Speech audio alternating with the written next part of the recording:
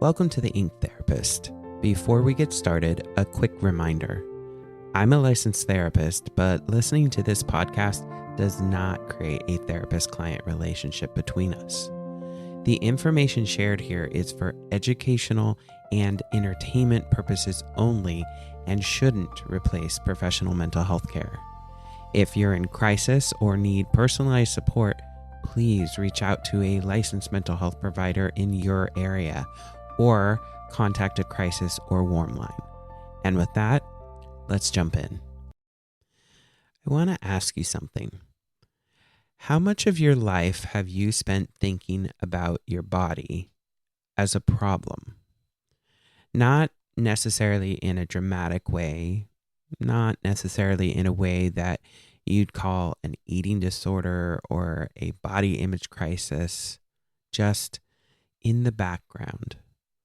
The constant low-level hum of it, the calculating, the monitoring, the way you check yourself in a reflection and feel something drop in your chest, the way you manage what you eat and feel virtuous or guilty depending on the outcome, the way you've tried more times than you can count to arrive at some version of your body that finally feels like enough. If that resonates, even a little, I want you to know that what you're describing is not a personal failure. It is an entirely predictable response to living in a culture that has spent decades teaching you that your body is a project, a work in progress, something to be optimized, corrected, disciplined, and ultimately overcome. We have been at war with our bodies, most of us, for most of our lives. I want to talk today about what it looks like to put the weapons down. I'm Del Knight. I'm a licensed psychotherapist and the founder of Soma Roots Therapy in Oregon and Washington. I'm also a certified body trust specialist trained through the Center for Body Trust. This is the Ink Therapist. Today's episode is one I've wanted to make for a very long time because it sits at the center of a lot of the work I do, both clinically and personally. The framework I'm going to introduce you to today has changed the way I understand bodies, healing, and what it actually means to take care of yourself. We're going to talk about body trust, what it is, what it isn't, where the war came from, what the framework actually offers, what gets in the way, and what it could look like in a real life, in a real body, to start moving towards trust instead of against yourself. This episode will probably land differently for different people. If you have a history with disordered eating or body image struggles, some of what I say today might be activating. I'm going to ask you to stay with your body as we go. Notice what comes up. Notice what opens up. Notice what tightens. Notice what you want to argue with. All of it is information. Okay, let's start with what body trust is actually not. Body trust is not body positivity. I want to name this clearly because the conflation is common and it matters. Body positivity, at least in its popular form, often asks us to feel good about our bodies, to love them, to look in the mirror and find something beautiful. That's a meaningful aspiration, and for some people, in some moments, it's accessible. But for a lot of people who have lived in chronic illness, in pain, in bodies that have been marginalized and pathologized and harmed, the instruction to feel good about your body can land as one more impossible standard, one more way to fail. love your body can be just as exhausting as fix your body if love is the performance you're supposed to achieve and keep achieving. Body trust is different. It's not asking you to feel a particular way about your body. It's not asking you to overcome your complicated feelings or arrive at some emotionally resolved place before you can start. It's asking something more fundamental. Can you stop fighting? Can you start listening? Body trust is also not intuitive eating, though it overlaps with it in meaningful ways. Intuitive eating is a framework developed by Evelyn Tribble and Elise Resch, and it's a genuinely useful approach to healing the relationship between hunger, food, and permission. Body trust draws on similar territory, but body trust is broader. It's not primarily about eating. It's about the whole relationship between a person and the body they live in. Eating is a part of that. So is rest and movement and pleasure and pain and the way we've been taught to relate to all those things. Body trust is not a diet. It is not a wellness protocol. It is not a self-improvement program for new clothing. I want to say this explicitly because wellness culture, which we'll talk about, is very, very good at co-opting liberation frameworks and selling them back to us as optimization tools. Body trust is not a tool for becoming a better version of yourself. It is an invitation to stop treating yourself as a project that needs to be improved. So, what is it? Body trust, as articulated by the Center for Body Trust, is a practice of returning to your body's inherent wisdom, the intelligence that is already there, that has always been there before the noise of diet culture and medical authority and internalized weight stigma layered over it. Bodies communicate. They have preferences. They have signals: hunger, fullness, fatigue, aliveness, dread, desire. Those signals were always meant to be information, not problems to override.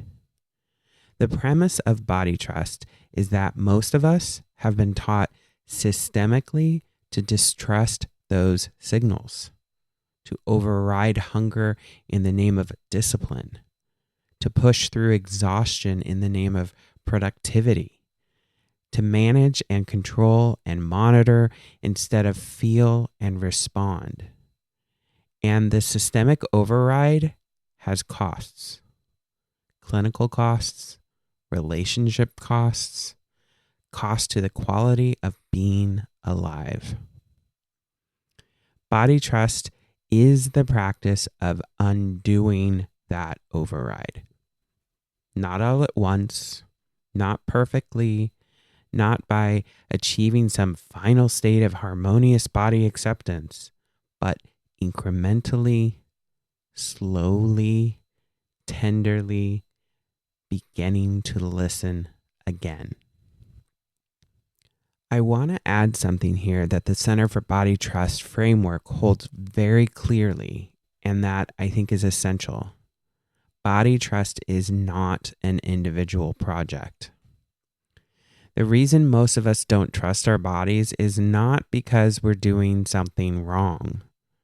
It's because we live in systems: diet culture, white supremacy, ableism, fatphobia, medical paternalism, that have actively worked to sever us from that trust. You cannot heal a systemic wound through individual effort alone. The work of body trust includes naming those systems, understanding how they operate, and building collective resistance to them. This is one of the things that makes the Center for Body Trust framework different from a lot of body-focused approaches. It doesn't locate the problem in the individual. It locates the problem where it actually lives, in the culture. The systems that taught us not to trust our bodies. Let's talk about how we got here. Diet culture is the obvious starting point, so let's start there and then move to the things that don't often get named. Diet culture is the system of beliefs that assigns moral value to bodies based on their size, that treats thinness as a sign of health, discipline, and worth, and fatness as a sign of failure, laziness, and disorder. It is a multi-billion-dollar industry that profits directly from you not trusting your body. It needs you to believe that your hunger is dangerous, that your body's natural resting state is unacceptable, and that without external management and intervention, you will lose control. Diet culture is pervasive. It is in the language your doctor uses and the advice your well-meaning relatives give you and the wellness content flooding your social media feed and the way we talk about food at every gathering. It is so normalized that most people don't experience it as a system. They experience it as common sense. It is not common sense. It is a system. And it has caused profound harm to physical health, to mental health, to people's ability to simply eat and rest and move without a running commentary of shame. But diet culture is not the only system worth naming. Medical fatphobia is its own category, and I want to separate it out because a lot of people have been specifically harmed in medical contexts and haven't had the language for what happened to them. Medical fatphobia is what happens when healthcare providers attribute a patient's symptoms to their weight before considering any other explanation. It's the way people in large bodies are sent home with weight loss advice when what they came in with is a broken ankle. The way real symptoms get dismissed as, well, if you lost weight, the way the body becomes the problem to be solved rather than the person who needs care. The consequence of medical fatphobia is that a lot of people, particularly fat people of color, have learned that seeking medical care means experiencing harm. That the person who's supposed to help will instead judge, dismiss, or lecture. So they stop going. And then their health deteriorates in ways that get attributed to their weight rather than to the harm the system caused. This is not incidental. It is structural. Wellness culture deserves its own mention because it has done something particularly insidious, which is dress up diet culture in the language of health and self-care. Wellness culture talks about clean eating and detoxing and optimizing. It wraps restriction and control in the vocabulary of nourishment. It has convinced a generation of people that the highest form of self-love is meticulous management of what goes into the body. The problem with this, beyond the exhaustion of it, is that health in wellness culture is almost never actually about health outcomes. It's about aesthetics. It's about performing a particular kind of discipline that happens to produce a particular kind of body. And it excludes structurally anyone whose body doesn't produce that shape regardless of what they do. For queer and trans people, there is an additional layer here that I want to name explicitly. Trans and gender diverse people often have a complicated and layered relationship with the body. One that includes both profound disconnection from a body that doesn't reflect identity and the possibility of a different kind of intimacy with a body as gender-affirming care becomes accessible. Body trust for trans people is not straightforward.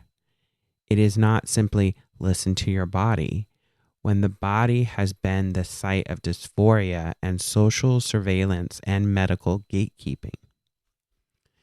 The Center for Body Trust framework holds this complexity. Body trust in this context might mean trusting the body's signals that something needs to change. Trusting the knowledge of what you need even when the medical system makes it hard to access.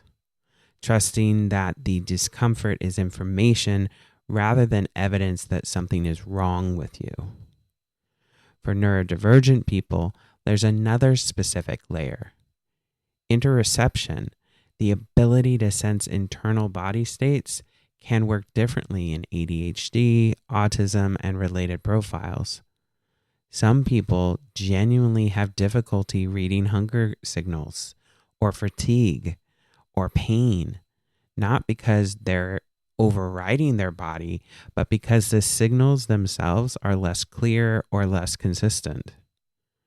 Body trust for neurodivergent people includes acknowledging this, building scaffolding where signals are hard to read, and not treating the different interoception profile as a failure of attention or discipline. All of these systems, diet culture, medical fatphobia, wellness culture, the specific harms directed at queer and trans and neurodivergent bodies, have one thing in common. They locate the problem in the body rather than in the system. They make the individual responsible for managing something that culture created. Body trust is the practice of putting the problem back where it belongs. The Center for Body Trust framework. The Center for Body Trust was founded by a therapist, Hilary Canavy, and a dietitian, Dana Sturdivant, who had been working in the eating disorder and body image space and kept bumping up against the limits of individualized treatment models. The approach they developed and have continued to evolve moves away from weight-centric, pathology-focused frameworks and towards something rooted in justice, collective care, and an honest reckoning with the systems that shape our relationship to our bodies. I trained as a body trust specialist through the Center of Body Trust in 2024. It is one of the pieces of training I return to most consistently in my clinical work, and the framework I find myself reaching for most often when sitting with people who are in pain about their bodies. The framework has several core threads. I'm going to walk through the ones I find most clinically useful and most relevant to what we've been talking about. The first is the concept of body sovereignty. Body sovereignty is the radical idea that you are the authority on your own body. Not your doctor, not your dietitian, not your family, not the wellness influencer with the smoothie sponsored content. You. You are the person who lives in this body, who has access to its interior experience, who knows its history and its needs and its signals. That sounds obvious, but in practice, most of us have been trained to defer to external authority, to the scale, to the food rules, to the fitness tracker, to the number of calories in a thing. Body sovereignty is a practice of reclaiming that authority, trusting that your body's experience is valid data, even when it contradicts the experts, even when it contradicts what you think you should feel. The second thread is the recognition that hunger, in all its forms, is not dangerous. Physical hunger is not a problem to override. It is a signal from a body that needs fuel. The normalization of ignoring hunger, of being proud of how long you went without eating, of treating appetite as an obstacle to discipline, is one of the most consistent ways diet culture severs the trust relationship. But the Center for Body Trust framework talks about hunger more broadly than just food. Hunger for rest, hunger for connection, hunger for pleasure, hunger for movement that feels good, hunger for space to simply exist without being productive. All of these are legitimate needs. All of them get suppressed in a culture that prizes output and discipline over embodied experience. The third thread is the body as a site of wisdom, not failure. This is a fundamental perception shift. Most of us have been trained to experience our bodies as the place where things go wrong, where we feel pain, where we hold weight we've been told is wrong, where symptoms appear, where we fall short of the ideal, the body as problem. Body trust asks, what if the body is the site of your most reliable information? What if the symptoms are communication rather than malfunction? What if the weight your body settles at is where it actually wants to be rather than evidence of insufficient discipline? What if the exhaustion is not weakness, but your body telling you something true about what it needs? This doesn't mean ignoring medical care. It doesn't mean that there are no real health concerns. It means starting from a position of curiosity rather than antagonism. Beginning with, what is my body trying to tell me, rather than what is my body doing wrong? The fourth thread is the one I find most clinically important for the work I do, and that's grief. The Center for Body Trust framework holds space for the grief of this. The grief of having spent years, sometimes decades, at war with a body that was never the problem. The grief of the experiences you didn't have, the things you didn't wear, the years you spent waiting until your body was acceptable enough to begin your life. The grief of having trusted systems over yourself and having that trust violated. The grief is real. It needs acknowledgement. Body trust is not a framework that bypasses that grief and goes straight to liberation. It sits with the grief first. It honors the full cost of what the culture has taken. And the fifth thread, the one that makes this framework different from most body image approaches, is the insistence that this is collective work. You cannot individually self-care your way out of a systemic problem. Individual healing matters. The relationship with your own body matters. But the conditions that severed that relationship, diet culture, fatphobia, ableism, white beauty standards, require collective response, community, political engagement, structural change.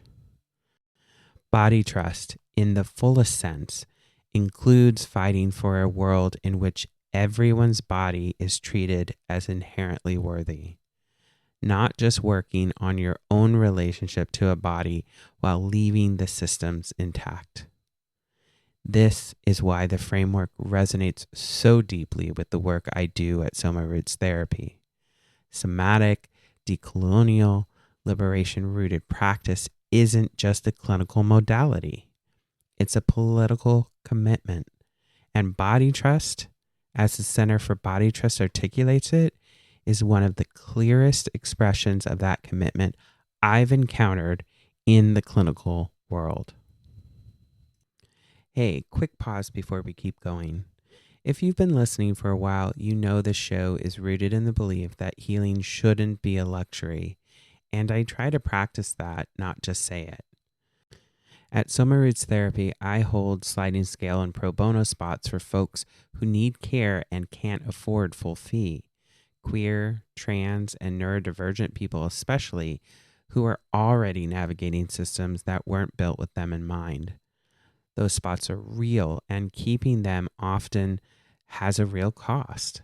So, I've set up a support page on Buy Me a Coffee where you can directly contribute to that access fund. If monthly giving works for you, there are 4 membership tiers starting at $5 a month, from Seedkeeper to Liberation Patron. It all goes towards the same thing. And if monthly isn't your thing, you can also make a one-time contribution at whatever amount feels right. No minimum, no pressure. If that resonates, the link is in the show notes. And if you're in a season where giving isn't possible, that's okay. Just keep listening. That matters too. All right, back at it. What body trust looks like in practice. I want to get concrete for a few minutes because I think body trust can sound very beautiful and very abstract. And what I actually want for you is something you can feel. What does body trust look like in practice, in the body, in a day? It starts small. It often starts with a pause. If you've spent years overriding your body's signals, the first practice of body trust is simply this. Notice the signal before you decide what to do with it. That's it. You don't have to comply with it. You don't have to act on it. You just notice. You're hungry. Okay, that's a signal. What does the hunger feel like? Where do you feel it? In the stomach? In the head? In the energy level? How long has it been there? What does the body want? You're tired. Okay, that's a signal. Not a moral failing, not evidence of insufficient motivation, a signal from a body that needs rest. Can you hear it without immediately arguing with it? This sounds simple. It is not always simple. For people who have been overriding signals for decades, the signals themselves may have gotten quieter. The body learns that its communications will be ignored and starts to speak more softly. Part of the early work of body trust is rebuilding the sensitivity, developing the ability to hear something that has been systemically dismissed. In a therapy session, body trust work often looks like slowing down, asking, what are you noticing right now in your body as we're talking about this? What happens in your chest when you describe that experience? What does your jaw do when you say that word? This is a somatic piece, the body-based practice that I work from clinically. The nervous system holds information that doesn't always surface as thought or narrative. Sometimes the most important thing happening in a session is not what someone is saying, but what their body is doing while they say it. A held breath, a hand that moves towards the belly, a quality of stillness that's not relaxation, but bracing. Body trust in therapy means creating enough safety that those signals can be noticed and followed. It means a pace slow enough that the body has time to register what's happening. It means an approach that treats somatic information as primary, as data, rather than a background noise to be filtered out in favor of cognitive content. In daily life, body trust can look like eating when you're hungry without negotiating with yourself first, like resting without earning it, like moving your body in ways that feel good rather than ways that are supposed to produce a particular outcome, like wearing something comfortable, like saying no to something that depletes you, not because you have a reason that culture will accept, but because your body says no. It can also look like advocating for yourself in a medical appointment, like saying, I've tried what you've recommended and it doesn't work for me. I'd like to explore other options. Like telling your provider that you don't want to be weighed today and that you don't participate in weight-based care. Like bringing someone with you when you don't trust that you'll be heard alone. Look, none of this is easy, and all of it is practice.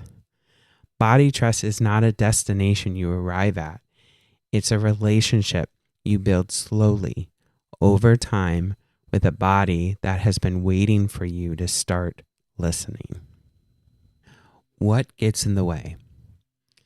I want to be honest about what makes this hard.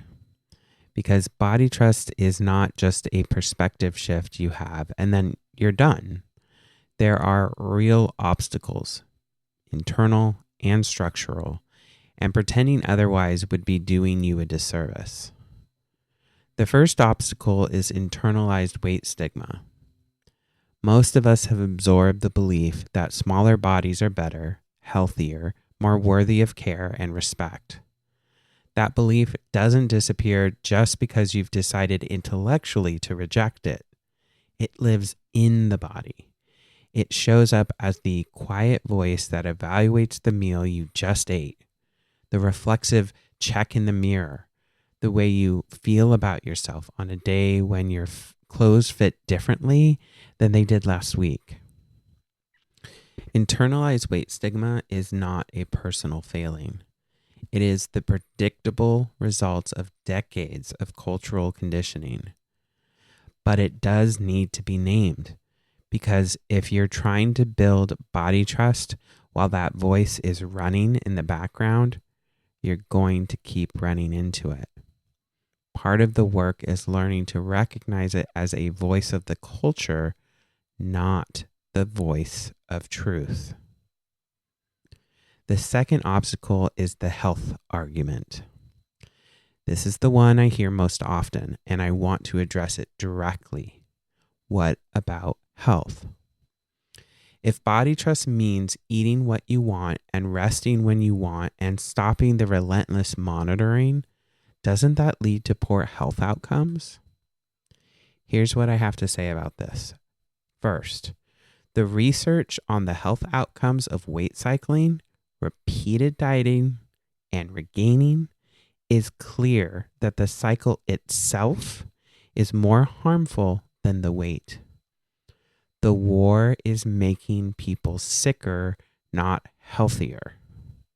Second, the conflation of weight and health is not as evidence-based as most people assume.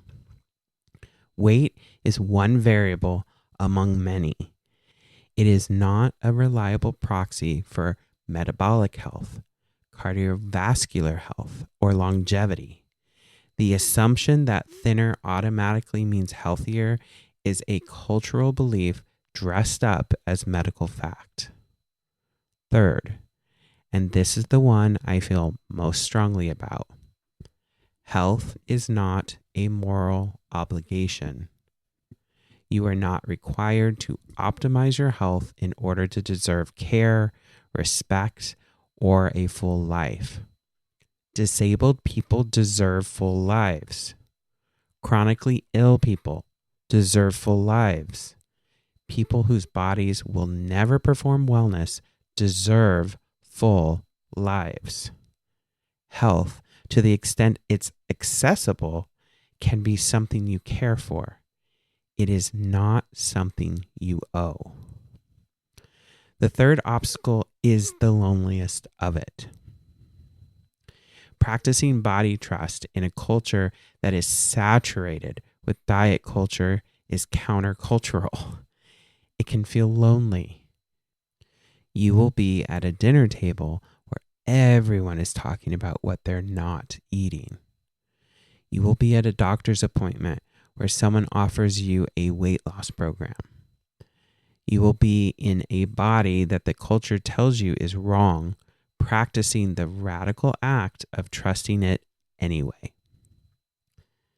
Let's come back to community matters here. Finding people who are doing this work too, whether in a therapy relationship, in a group, in an online space, makes it more survivable. You are not meant to do this alone. The fourth obstacle is grief, which I've mentioned and I want to return to because it doesn't get named enough. When people start doing body trust work in earnest, grief often arrives. The grief of the years spent fighting, the grief of the things you've missed or avoided or endured because of how you felt in your body. The grief of having been a child who was taught to be ashamed of a body that was doing exactly what it was supposed to do. That grief is not a sign that something is wrong with your process. It is a sign that something real is opening up. That grief means you're touching the truth of it. And it needs space, real space, not rushed reassurance before the trust can grow. Okay, here's what I want you to take away. Your body has been trying to talk to you for a long time, probably your whole life. It has been sending signals, hunger, exhaustion, pleasure, pain, aliveness, dread, and most of us have been trained to respond to those signals by managing them rather than listening to them, by overriding, disciplining, correcting, and controlling. Body trust is the practice of turning back toward what the body is saying.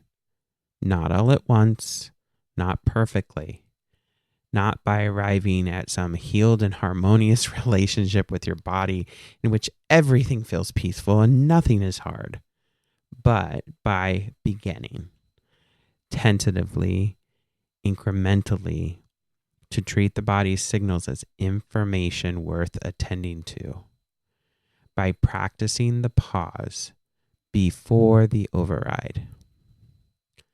This is slow work. It's the kind of work that often requires support, a therapist, a community, a framework that can hold the complexity of what it means to reclaim trust in a body that has been systemically taught to distrust itself. The Center for Body Trust framework offers that. Hilary Canavy and Dana Stunavant built something that takes the structural seriously. That names diet culture and fatphobia and medical harm as the systems they are, while also holding the intimate, embodied, deeply personal experience of living in a body that doesn't feel like home.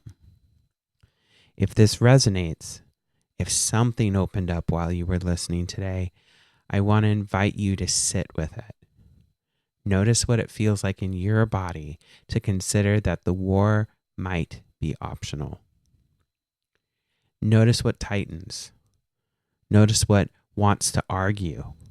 Notice what quietly might be relieved. And if you're looking for a space to do this work in a therapeutic relationship, and especially if you're in Oregon or Washington and you're interested in what somatic body liberation rooted therapy can look like, Soma Roots Therapy is accepting new clients. The work I do is informed by the Center for Body Trust Framework, among others, and it takes body trust seriously as a clinical and political commitment, not just a therapeutic technique. The website is somarootsTherapy.com. There's a free consultation if you want to find out more. I'm Del Knight. This is the Ink Therapist. Slow down, feel it, root deeper. See you next time.